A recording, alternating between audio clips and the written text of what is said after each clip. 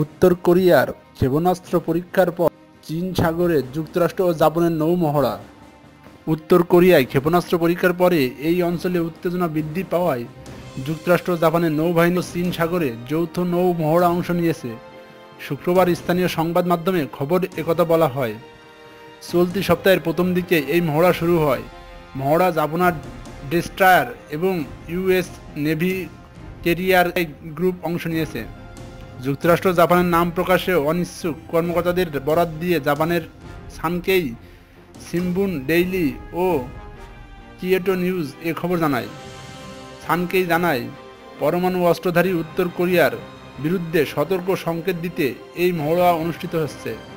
তবে পূর্ব চীন সাগরে চীন ও জাপানের দীর্ঘদিনের বিরোধের পরিপ্রেক্ষিতে সামরিক শক্তি জানান দেওয়া এই যৌথ মহড়ার অন্যতম কারণ।